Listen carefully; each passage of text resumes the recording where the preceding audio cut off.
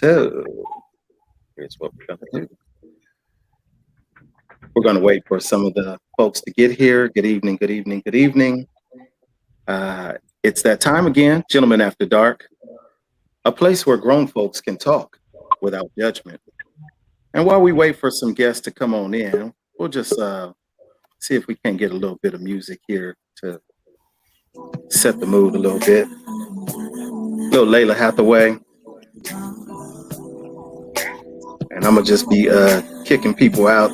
I hope they don't get mad at me. I'm going to just keep kicking them.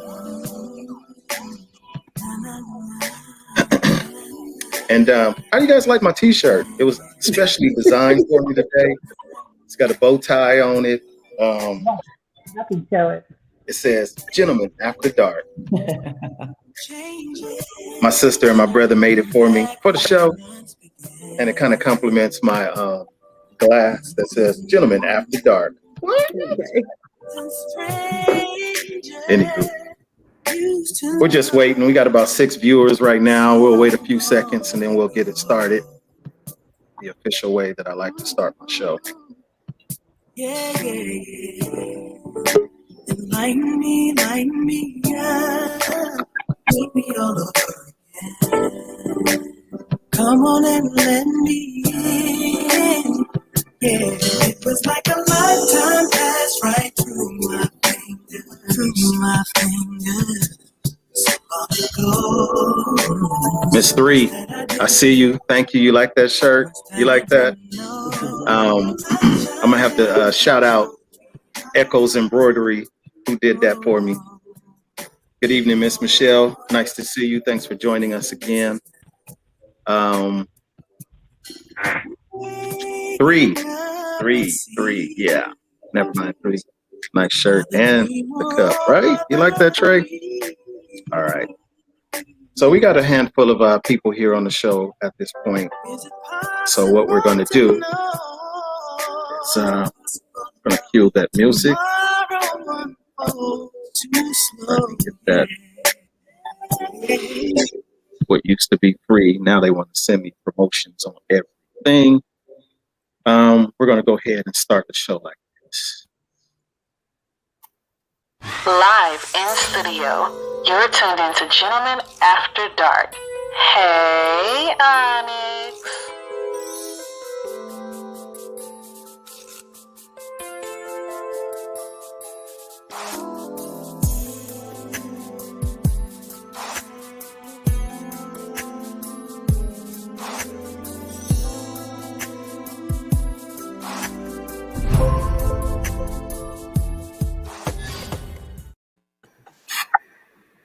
Good evening, and welcome to Gentlemen After Dark, a place where grown folks can talk without judgment. Tonight, I have been blessed with the presence of, I'm gonna call them some queens tonight because that's what they are. In honor of Black History Month, we're gonna keep it going. As you see, my name tags are green in support of Black History Month. I'm not going to tell you what the green means. I'm going to ask you to do your own homework and find out because I do know what it is. Yeah. I got a little bit of the black. I got some gold, some green, and some red. How about that? Just because. But anywho, without further ado, I want to introduce you to my panel for tonight. Tonight's topic on Gentlemen After Dark, education and the COVID pandemic. We had some guests on last week. For the last 2 weeks, actually, we've gone from those individuals who have actually been affected directly by the COVID-19 virus by way of catching it themselves, all the way to being quarantined in their own homes, to I felt bad, but not that bad, all the way to I was hospitalized. We have a variety of individuals. We also spoke extensively about the vaccination. There were 2 vaccines available. There was another one coming. And I think they've gotten another one that's been created at this point. But one of the things that were said last week was that if you were in the education field, that you should go ahead and just take the vaccination. and hopefully I'm not misquoting anything, but it was take the vaccination. If you don't want to take the vaccination as a teacher, facilitator in the school system, you should get out the way and allow those individuals who will take the vaccination, allow them to come on in and help get our kids back into the schools. This is something definitely that is heavy for our minds, heavy for our hearts, heavy for our children to think about. You know, is it something that you could really just blanket and say, everybody take the vaccination? As we've learned over the last couple of weeks, guys, COVID-19 affects everybody differently. And so with that being the case, I believe that you take the vaccination, guess what? The results may be different as well. So tonight, my panel consists of Miss Nicole, Miss Andrea, and Miss Candice. These ladies are part of our community for education. I'm gonna let each one tell who they are individually as I call them up. They're gonna tell you a little bit about who they are, and we're gonna jump right into our conversation. So pay attention, guys. If you're not listening, shame on you. But here we go. And Miss Tanya, I see you. Yes, ma'am, you are here. And to everybody, I apologize for not acknowledging you like I normally would do. My brother Tuna, Miss Deidre, Tanya, Ilona, Miss Parker. But without further ado, let me introduce you to my first guest this evening. I'm gonna call her Miss Nicole because I always call the ladies Miss anyway. Miss Nicole, how are you this evening? And I'm fine. Good evening, everyone. My name is Nicole Butler, and I am a teacher in LA Unified. I have worked as a teacher and/or a counselor for the past 27, 28 years for LA Unified, and it's a pleasure for me to be here today. Thank you, ma'am. I appreciate that. Next, we have Miss Andrea Scott. Hello. As he spoke, my name's Andrea Scott. I've been in education for 33 years. I've worked as a principal for 12 years, and currently I work as an assistant principal, elementary instructional specialist, which means I'm a special ed administrator that supports 3 schools in their special ed programs. Thank you, ma'am. And last but not least, all the way from Pittsburgh, the lady who stays up late for her brother. I appreciate you so much, Miss Candice Echols. Always, always. My name is Candice. I've been a teacher in Pittsburgh Public Schools for 27 and a half years. I've been in a role as a teacher, academic coach, and a family and community engagement specialist. Thank you, ma'am. Thank you. So we have some heavy hitters here tonight. We got some heavy hitters. And 1 out of 3 was here last week on the show. However, I believe everybody watched the show on their own time and was able to kind of see what was going on. I reached out to some friends. I definitely got to say thank you to Miss Theresa McDowell. I got to say thank you to Miss Tanya Herbert, because without those ladies, guess what? 2 of these ladies wouldn't have been here with me tonight. They dug deep, and I appreciate you guys so much to help us make this show even more successful. So I would like to start by asking, and you guys I'm gonna just ask general questions, jump in. Has anybody here on this panel this evening had COVID themselves? No, I I have.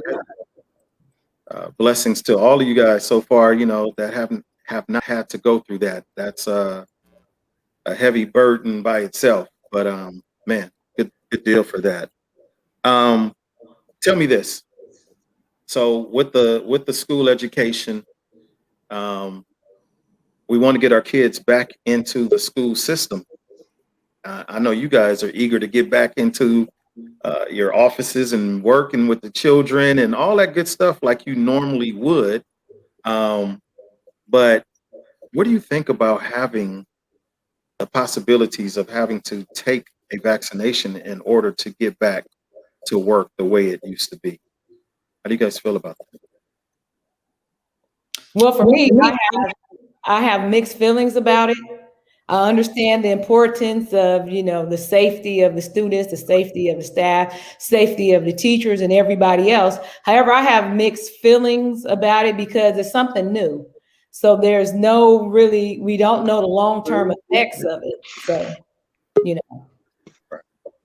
And that's the thing. And we are continually learning something different about this whole vaccination. As we determined last week and the weeks before, it used to be you had to be 65 years of age, and guess what? You were going to be the one that it was going to affect. But now that's not necessarily the truth. You could be 45, you can be 25 at this point from what we've seen. So what do you guys think? What do you think would make the difference as far as COVID and being able to get back to the educational programs that we normally would experience?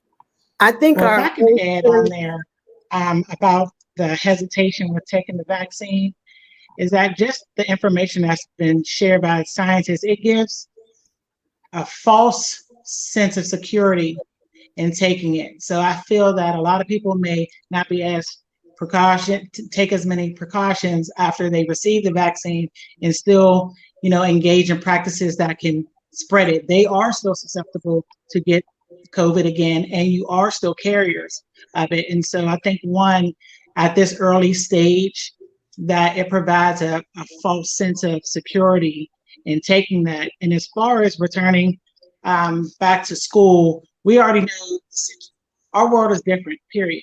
So sometimes we have to let go of what was and cling on to what is. This is how evolution happens in the world. A lot of times it takes a crisis for things to change, and we have to be able to move forward. So it's not that we don't want children to return to the learning spaces. Right. We just have to embrace the fact that it's going to look different. Yes. And I've come to the conclusion that this is the new normal. This is the new normal. I think our whole sense of normalcy has to change. What we thought was normal a year ago is no longer going to be normal. Everything about how we operate is going to change. I don't want to influence anybody's position as regards to taking the vaccination, because I think it's very personal. But I do know that we have to think about, how do we move forward? How do we protect ourselves? How do we protect the people that we work for and we live with and our children in moving forward through this? I mean, because every generation, and we've been lucky because we haven't had it so much, has been in a position where they had to say, okay, are we going to do it or not? Because polio was an issue. Measles was an issue. People died in great numbers of those same different conditions. And so, now we have to look at, okay, so where do we go from here? How do we change our reality so that kids can come back to school? Because that's what I do know, is that our kids need to come back to school. Our teachers need to come back. I'm sorry. The kids give me energy. I don't like kids, but I'm interested in the welfare of kids, and I love and I think they deserve the best. And I want to be a part of making their life the best it can be. So I need to see them so I can get that energy. And I know, teachers have done an amazing job, if you can follow it, amazing job of doing what they do in this virtual platform. But at some point we are social beings, and we're gonna have to come back to school. So how do we do it? I know that the union is not going to allow any foolishness. So the district can say what they want to, but the union's going to say what they're going to deal with. And so, we're going to have to work from that perspective. And also to mention there, I know everyone's feeling emotional about, we need to get the kids back to school. And we tend to always come from an inside space, that self-centeredness. But also there are so many different factors to consider that we cannot make a blanket statement. And I think some of the things that aren't considered on the maintenance side of things is that, one, how certain can we be of the health status of everyone that's going to be in the school community?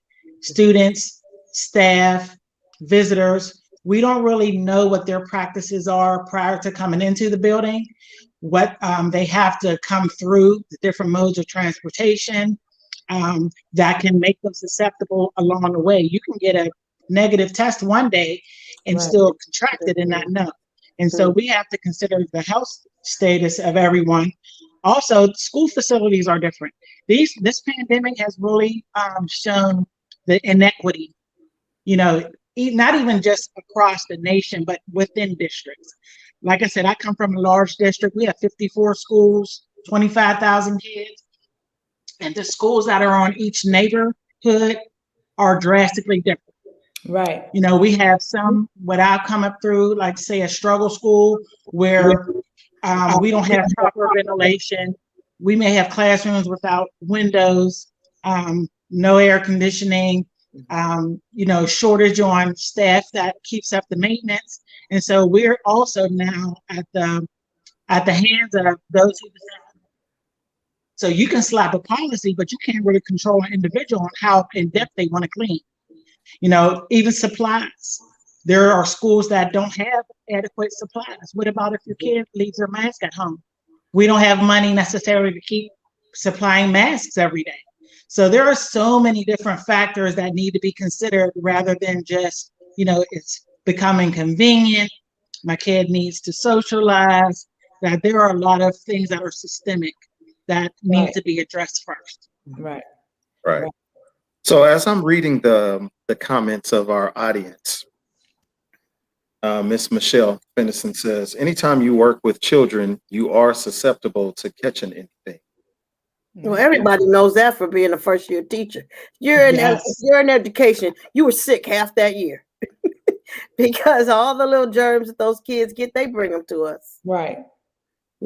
It's just that this germ is a little bit more deadly than the other germs that we would get in previous years. Right. Now, Miss Keishla Wagner just shared this hot off the press today. The CDC director stated that a vaccine is not needed and everyone can return to school. Not sure how I feel or how teachers or parents should feel about that, but that just adds more confusion to what we have been talking about. Like, is it bad? Is it not bad? LA Unified has 700,000 kids and 70,000 employees. I would beg to differ about that. 700,000 kids, 70,000 employees. I don't want to be that person that has to send home a letter that somebody died who was at our school site. I don't want to be that person. And being a parent, my own self, and seeing it with my own eyes, and like I said, I too have worked in the school industry. I worked in food services for about 2 years. Some of our parents will send our kids to school knowing that they are not feeling well. They are sick. They are ill. They're under the weather. 70% of the parents in LA Unified in a survey said they do not want to send their kids back today. 70% of them. Right. So this one is a little bit more different than that little flu or that little cold or that runny nose. 70% of the parents who responded, right. That's far and above the majority. Right. And then, like we were talking behind the scenes earlier, there's so much more to education than just the teachers. There are the teachers, there are the food service employees, there are the transportation, those bus drivers that's driving these kids in that confined bus, blowing their nose and coughing and sneezing. Yeah. And then after all said and done, we still need our janitorial department to come on in and clean our rooms to a certain standard, if in fact they're able to do that. And if I could say this, Onyx, to that, I'm sorry, good. If I could say this, Onyx, too, that people want to make the comparison, well, bars are open, restaurants are open. You're not sitting in a bar or restaurant for 7.5, 8 hours a day. And so you're also not sitting in a room that maybe, if you're lucky, 20 feet by 20 feet, because I've been in some really small classrooms, and so constantly having the spittle that comes from mouths and you laugh and you talk, confined in this one space, where else is it going to go? And so it's like comparing apples and oranges. You cannot make that direct comparison that this is open and I don't believe they should be open. But This is totally different because you're confined to a space for a long amount of time. And then as you change classes, you have shared facilities. A whole school can share. I know in my building, we only have 2 sets of bathrooms. So a whole school is sharing 2 sets of bathrooms, a lunchroom. And then anytime you go, the written protocol that we received is that you have to clean the bathrooms and the surfaces between. So then that's going to impact instructional time. So some of you all may feel that the students will learn better in school, but now you have to think how the instructional format is going to change. I know, again, I can only speak for my experience, and I'm not a representative of my district, but I can tell you what we've been told, that even when we return to the building, there's no more of the walking up and down the aisles of chairs to check on students. We're not passing out materials because those are all risks of spreading. We're going to still be stationary with a computer, speaking to kids who are also on a computer, which is going to be basically the same. So where's your child going to get more face-to-face and one-on-one attention? Where they are mostly, because so much of that time is going to be transitions. You got to wipe down to get in line. You got to follow the paths in the hallways and the stairwells. Then once you leave the bathroom, you have to inform somebody to come and clean it and go back. You're going to lose so much instructional time. Now your commute is from your bedroom to the computer. I think and you have more face-to-face time that way without it being lost. When your child needs to go to the bathroom, they can get up and go to the bathroom. We don't have to go as a whole class to take a break and lose instructional time. So just another thing to consider. Right. I think it's impossible for us to even expect that children will social distance. That's about Vicky McCree says, she works with special ed kids. That's what I do. I think it's impossible, not just special needs kids. I think it's impossible for us to expect that when these kids come to school, they're not going to see their friend. The first thing they're going to do is run to them and hug them. Right. I think it's impossible for us to think that, oh, you got a Batman mask. Oh, you got you got Superman mask. That's great. Right? It's a whole lot of variables that we don't want to consider on a big picture. Right. But at some point, we have to understand these kids are not going to social distance. You will not keep them 6 feet apart. I don't care how much plexiglass you have, how many, escorts you have to the restroom. It's not going to work. Right. That's my perspective, and I hate to be be negative about it. That's being real, because they're not. I don't think we're thinking in real terms. Right. To expect that children are going to social distance. Because you can have all the rules you want. I mean, all of us have been classroom teachers. You can have all the rules. You can come up with all these theories. You can come up with all these books. You can apply all of that. But in reality, how much does it really work? What effect does it really have? So we can go by the book with everything. It's not going to always work by the book. Exactly. On an average, how many students do we have in a room? Right now, I have 24 students.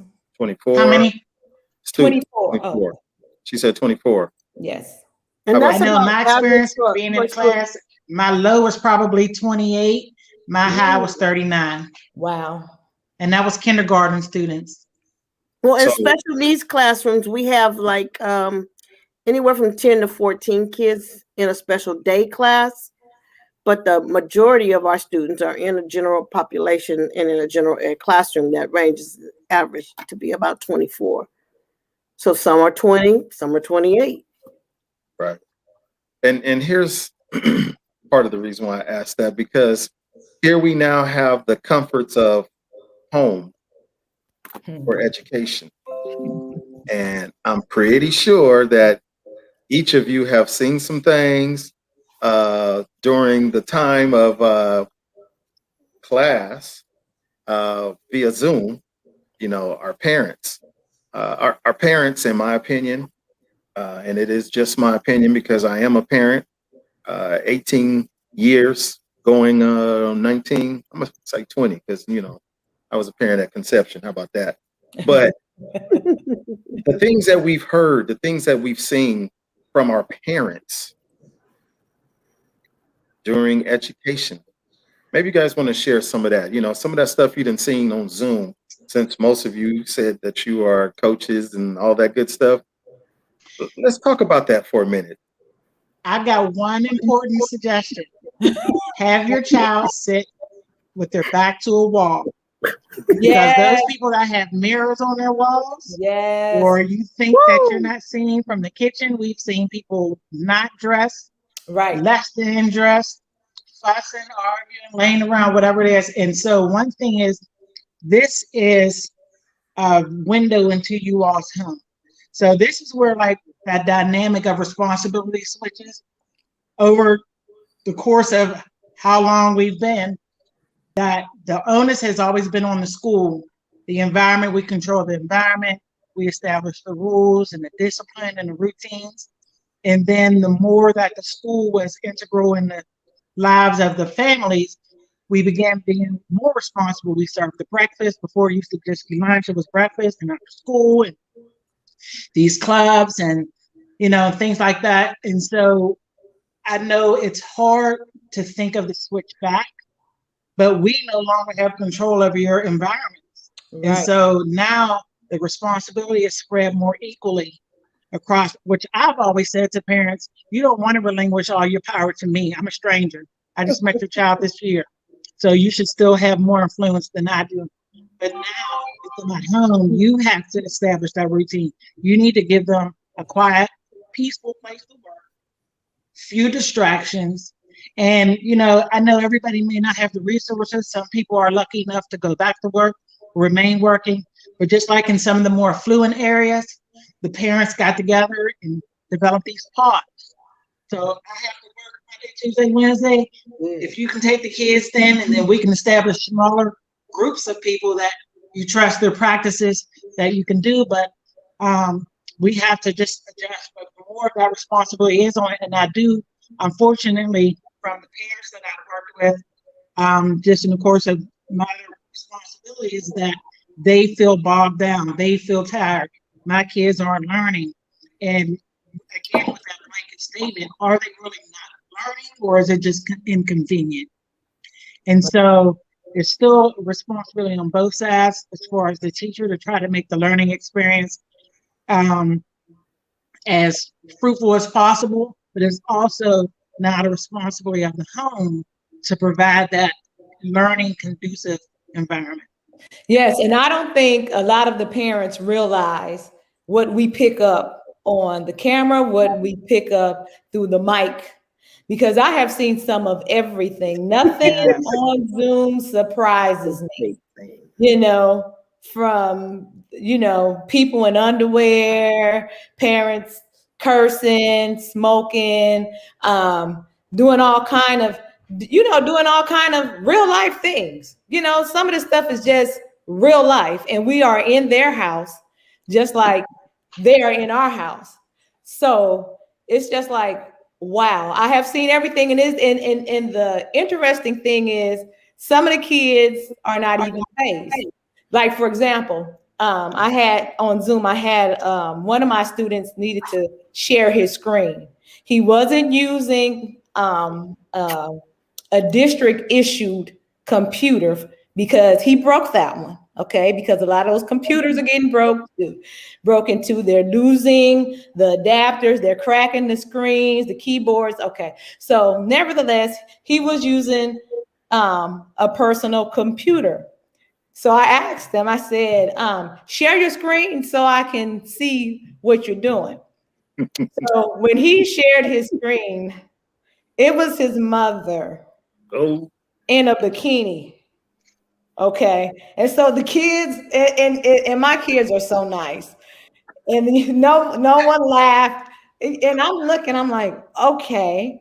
And so the kids are very nice. They didn't say anything, but you could just see the looks on their faces. And then one of the students said, I can't help but ask you this.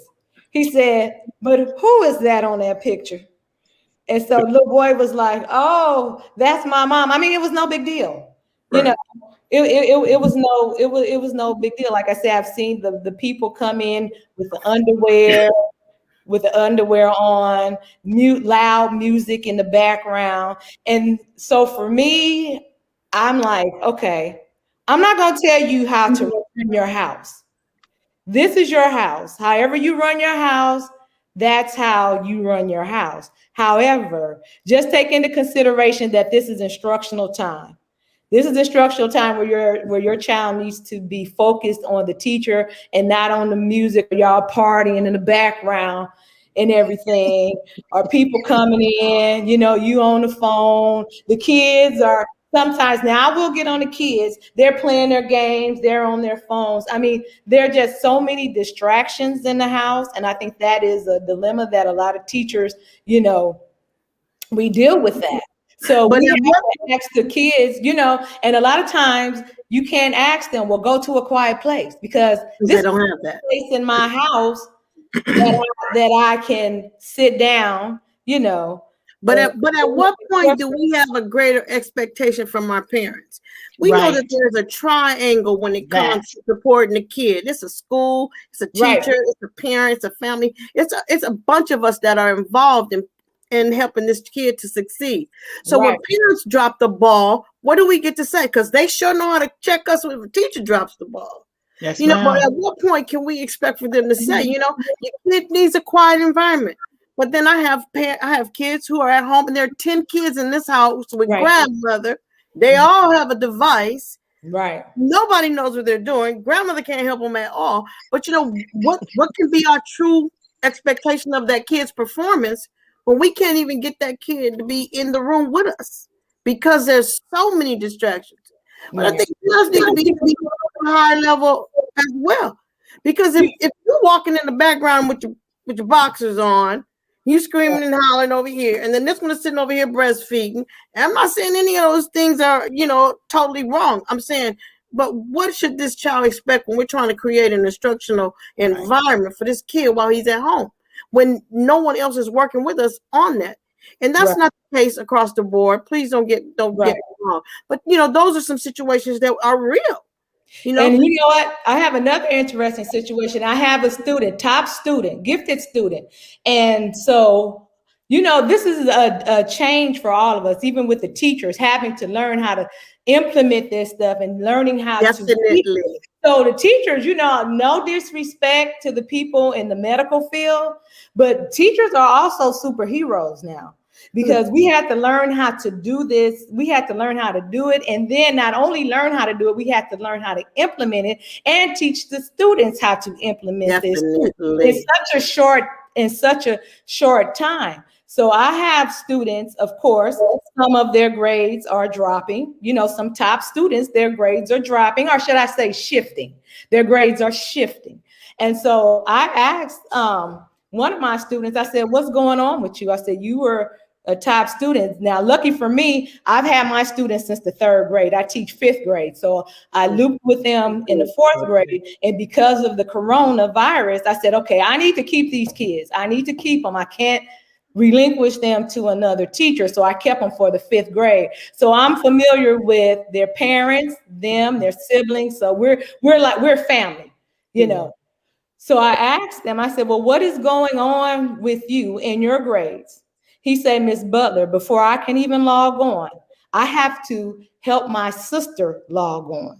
He said, my sister has academic issues. Now, this is a 5th grader speaking to me. He said, my sister has academic issues, so she needs assistance. He said, my mom can't help her. Nobody in my family can help her. So while I'm doing my work, I have to help her to make sure that she's doing her work.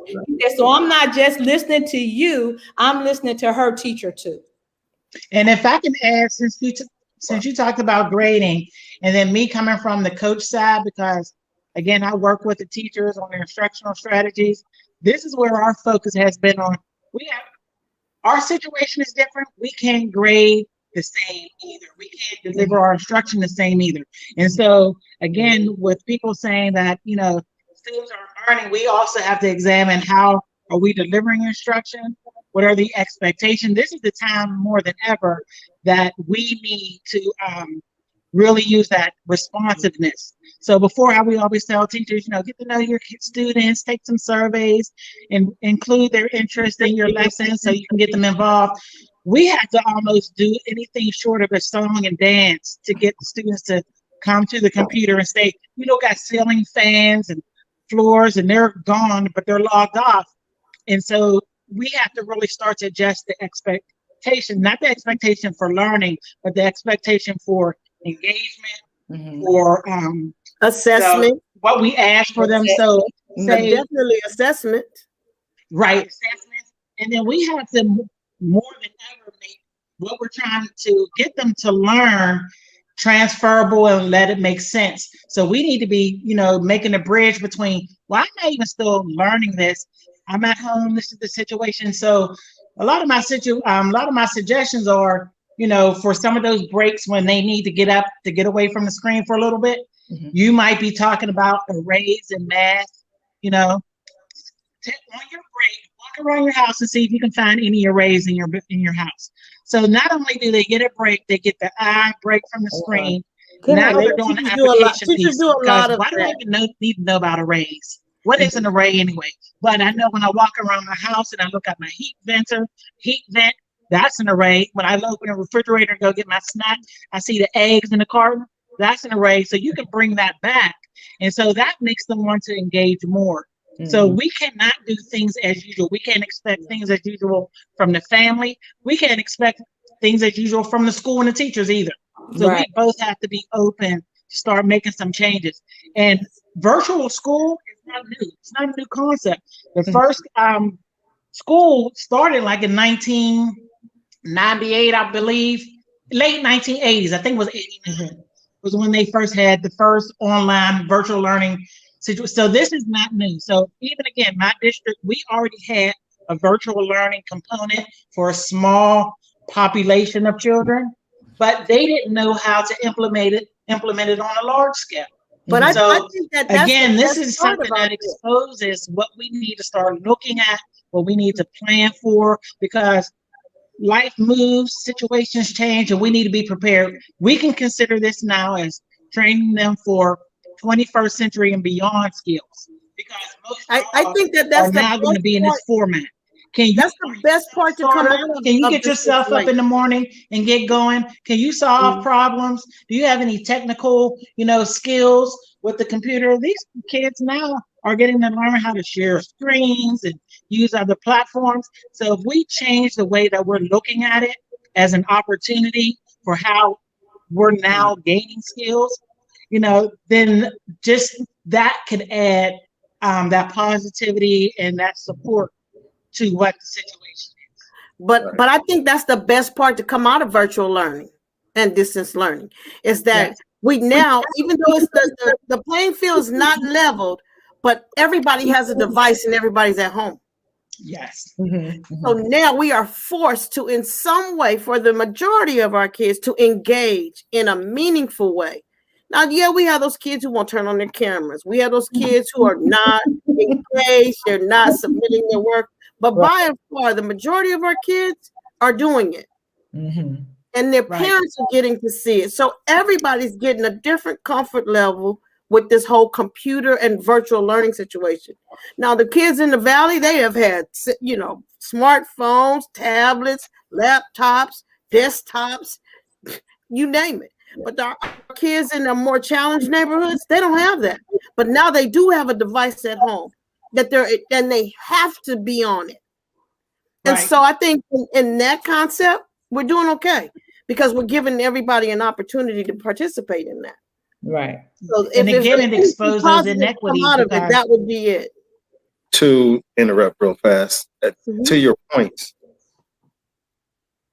parents, we should be teaching our children responsibility.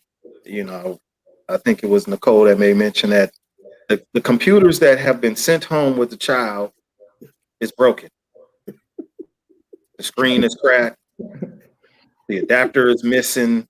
They left it at their uncle's house. Yeah. How do we do that? How do we do that? We take better care of our tennis shoes than we do of the tools that have been given us in order to excel at whatever it is that we're going to do in later on in life by way of education.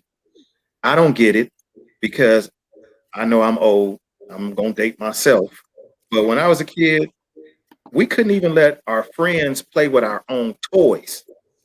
My mama said, don't let nobody play with your toy. I couldn't ride my friend, who's my brother, basically. I couldn't ride his bike. Mhm. He couldn't ride my bike. You got your own. Right.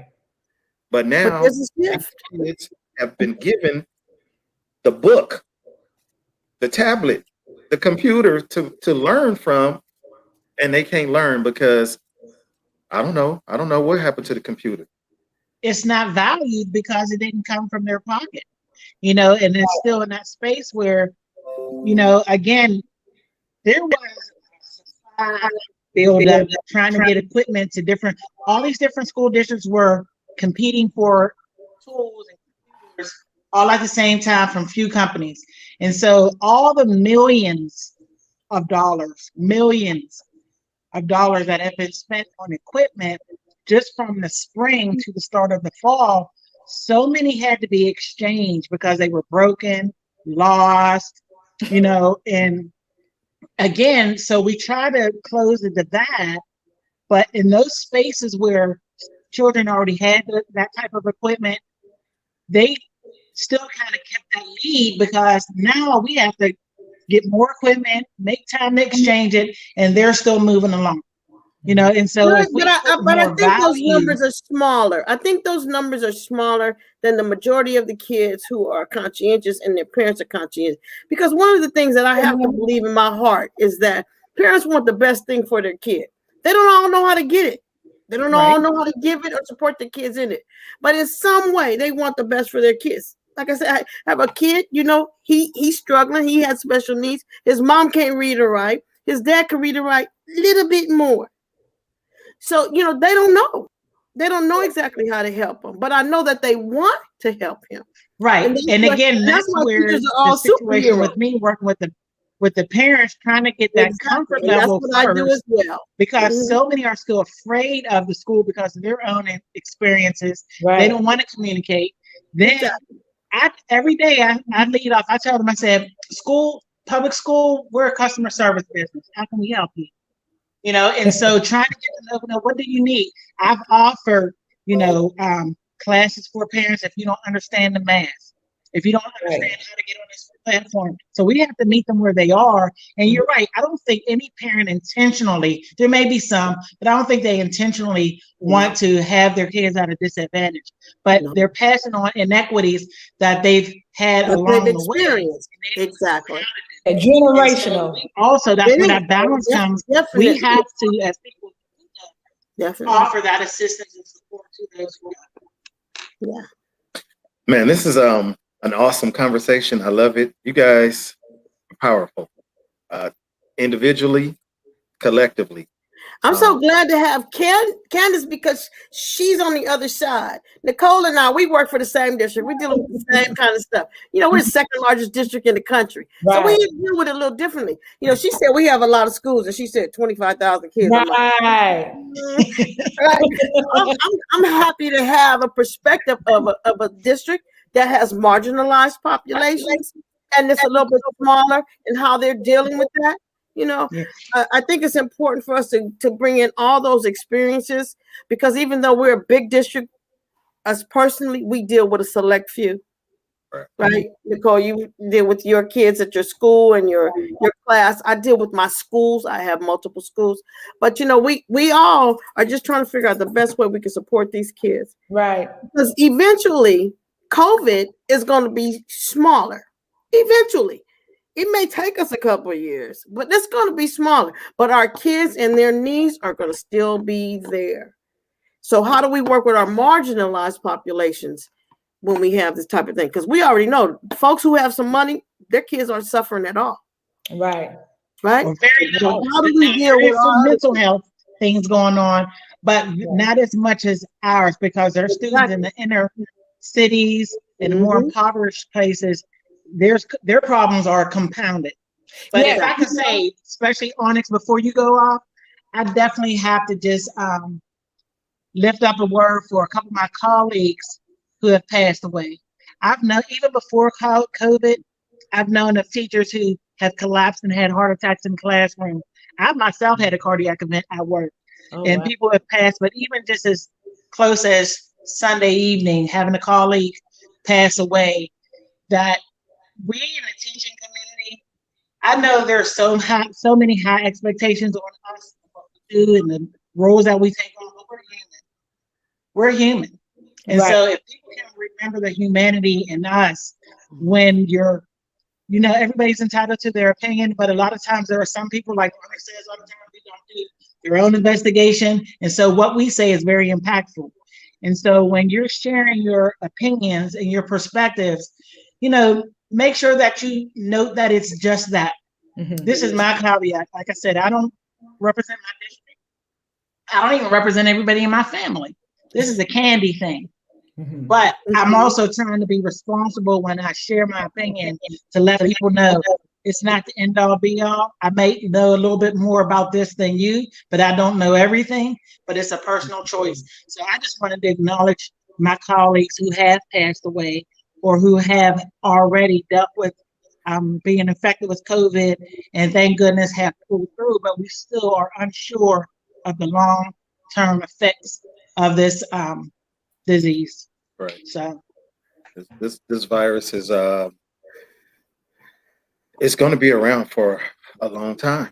It really is. You know, after I got off last week's show, and I thought about it, you know, we were talking about the vaccinations with children, and you know, you had to be vaccinated in order to go to school, blah blah blah blah blah blah. Okay, there was mention of polio, there was mention of the Spanish influenza, and then I asked myself the question: how long did it take for those issues to go away completely?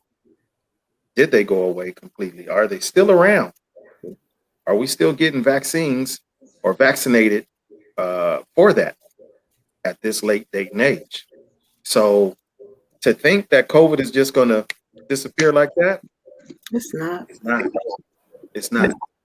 What we do going forward to help our children, that is the bulk of our responsibility right now. Parents, you have a job to do. You do. Teachers, they have a job to do. It's not all on the teachers, because I've heard some of them stories where, you know, the kid is not doing so well, but it's all the teacher's fault. Mm-mm, Mm-mm. not at all. It's the triangle. It is that triangle. But in order for that triangle to work, everybody has to do his or her part. As a parent, as a teacher, as the student themselves. We all have to do our parts. So I want to do this.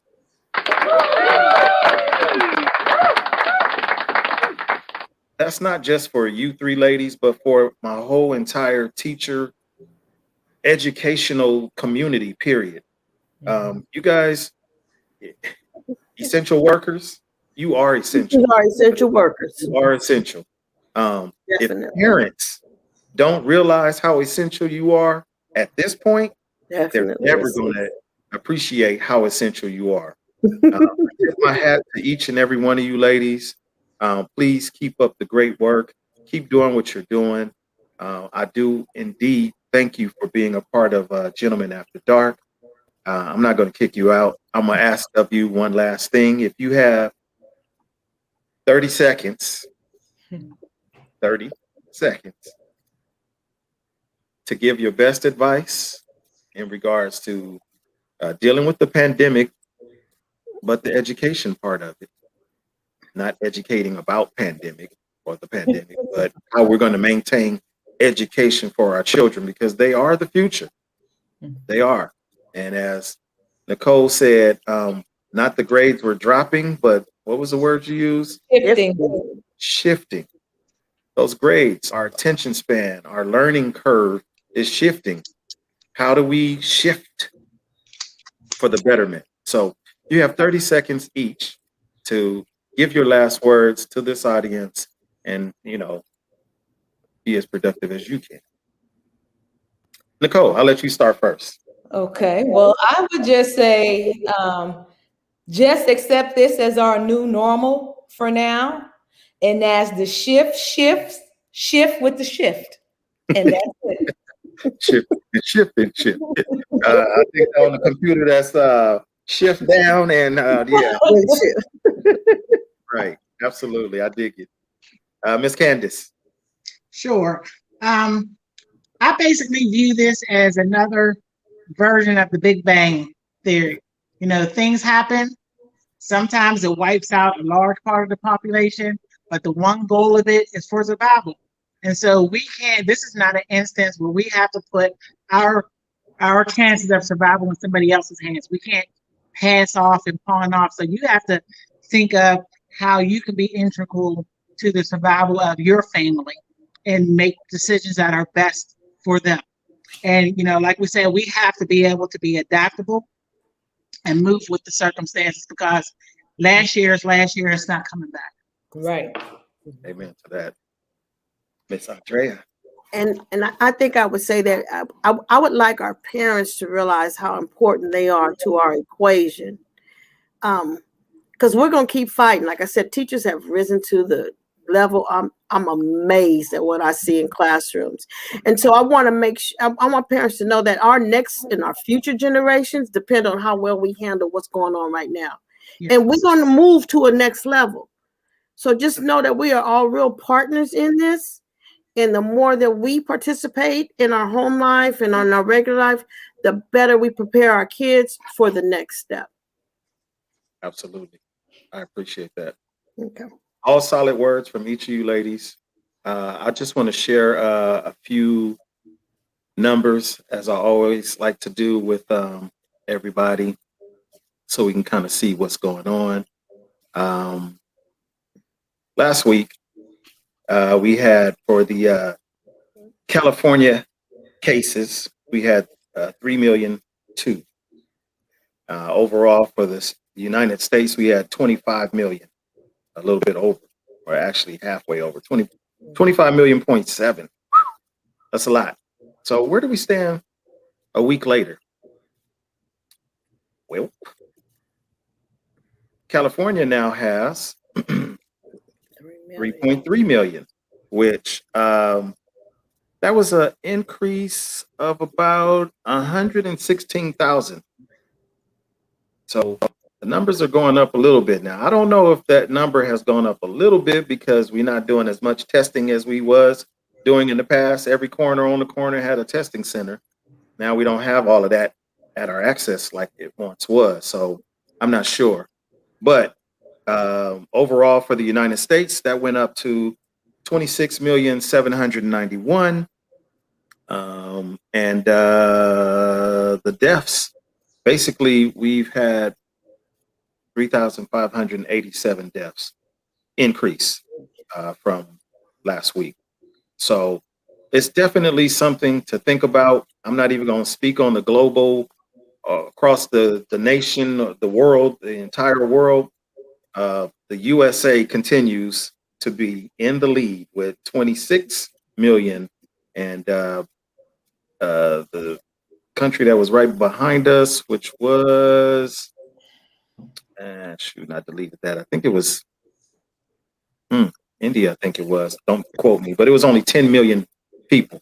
So, you know, the great US of A, we are, we're the leaders of the pack. Nobody tell us what to do. Right. We're the We have leaders these of the new pack. strands coming out. New strands are coming out. We don't want nobody to tell us what to do. We Period. don't want to wear our masks. You know, we don't want to comply. And at this point, I mean, what do we have to lose other than our lives? Yeah. That's it. That's a lot. My family has lost 4 family members that I know of. And what touched me personally is my brother contacted COVID. And, you know, you can't even comfort your family when they get this. You just have to suffer outside of it and wondering, you know, what can you do to help support your family? This is my baby brother. You know, almost lost it. What am I supposed to do? How am I supposed to react? You know, I can't go over there and comfort him like I want to. You know, this is big, and people are not taking this serious as they should. Like I said, we've had 4 deaths in our family that I know of, a number of hospitalizations. So, you know, I don't know what we can do to help people to understand how serious this is. The sad part is, as we open up here in California, people become more and more relaxed. Oh, I get to go out and eat. We going to the restaurant. That's all I care about. I'm going to eat. You know, there are usually guidelines that we're supposed to be following even at the restaurant. You know, Better hope they wash their hands. At least keep some hand sanitizer with you, or, you know, wear your mask. But, you know, at the end of the day, we can't make anybody do anything. We can only do what we should be doing, that we know we should be doing. When it comes to taking the vaccine, you know, my prayers go out to everybody who's going to be faced with making that decision on accept it or reject it. You know, I know that, as Nicole said, as the shifts shift, we need to be shifting with the shift. So, hey, something to think about. But again, I do want to thank you ladies, each of you, for being a part of Gentlemen After Dark. You have definitely shed a lot of light for everyone to learn from, those who want to learn, that is. We appreciate you. Please keep taking care of our kids the way you are, you know, not putting all the blame or the responsibility for the kids' success on you, but, you know, you being that teacher, that forefront, knowing that at home it may not be as good as it is in the classroom. So keep up the great work, please. And if there's anything that I can do, you know, Gentlemen After Dark is open to you anytime. Reach out to me. I'll send you guys, you know, you can send me a friend request, or I'll send you a link or whatever. So we can keep up with one another and, you know, see how this grows as time goes by. Thank you so much for the invite. Thank you, ladies, for, you know, being a good panel. So, hey, Onyx, I'm gonna need you to stand up and show that shirt, though. Oh, you want me to stand up? Yes. Look, don't be like some of these folks, because they all want to know, do I have anything on underneath? You know, it's like, I'm not that Zoom. I'm not that Zoom, but here we go. So that, you know, compliments of my my brother and my sister out of Pittsburgh.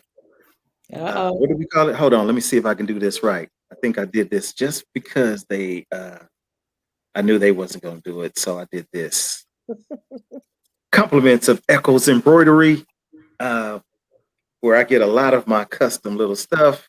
Hey, I'm a sucker for one of a kind things. So thank you guys all the way from Pittsburgh, Pennsylvania.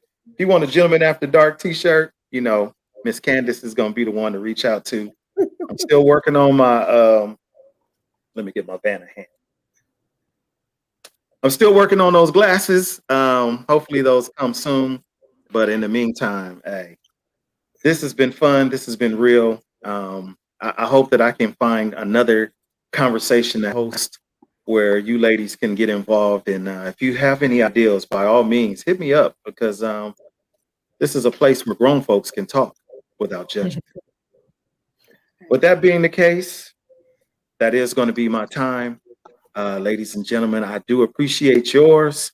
As always, in traditional, I like to leave y'all with a little bit of something. I don't know if my cousin got on, but he's always begging for this guy. You know, I'm going to just put him out here like this.